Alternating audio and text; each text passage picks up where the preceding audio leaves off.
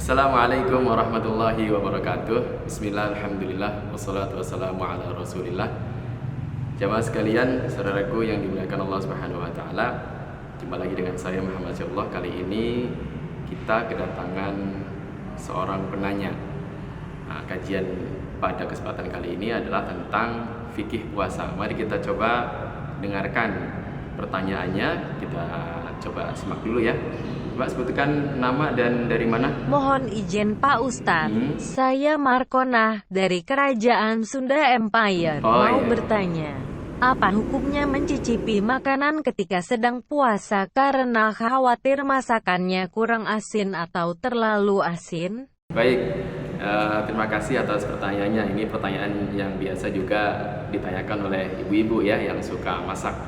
Jadi kalau misalnya kita sedang berpuasa lalu kita mencicipi makanan, khawatir makanannya kurang asin atau terlalu asin atau masih belum enak, jangan-jangan yang kita masukin salah, harusnya gula tapi garam, harusnya garam tapi gula, maka kita dibolehkan untuk mencicipi makanan hanya sebatas di lidah kita saja.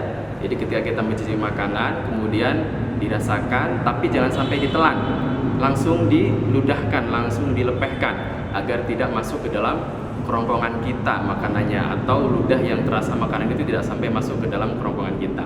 Ini sebagaimana disebutkan la ba'sa ayyadhuqal khalla abisyai' ma lam yadkhul halqahu wa huwa shaim. Jadi tidak mengapa mencicipi cuka atau makanan lainnya selama tidak masuk ke dalam kerongkongan kita. Jadi jelas ya, mencicipi makanan selama tidak masuk ke kerongkongan, hukumnya puasanya sah dan tidak batal. Oke, silakan untuk pertanyaan berikutnya. Apa hukumnya ngupil ketika sedang berpuasa Pak Ustadz? Batal atau tidak puasanya? Sebab kadang hidung saya suka penuh ngupilnya jadi tidak nyaman di hidung. Baik. Oke, pertanyaan berikutnya ya. Ini pertanyaannya cukup unik. Bagaimana hukumnya ngupil kalau lagi puasa? Ternyata dalam kajian ilmu fikih, hukum puasa ketika kita ngupil itu tidak batal.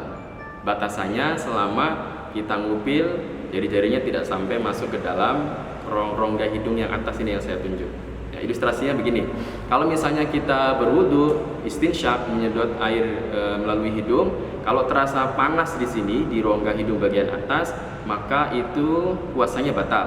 Tapi kalau kita misalnya berwudu atau misalnya kita ngupil, tangan kita tidak sampai masuk ke dalam rongga atas ini, hanya sebatas ini, hanya sebatas tulang yang di sini, maka puasanya tetap sah dan tidak batal. Jadi jelas ya, kalau ngupil insya Allah tidak batal karena tidak sampai masuk ke dalam rongga hidung bagian atas. Saya kira itu jawabannya ya, mudah-mudahan bisa dimengerti dan mudah-mudahan puasa kita senantiasa diterima oleh Allah Subhanahu wa taala. Terima kasih. Wassalamualaikum warahmatullahi wabarakatuh.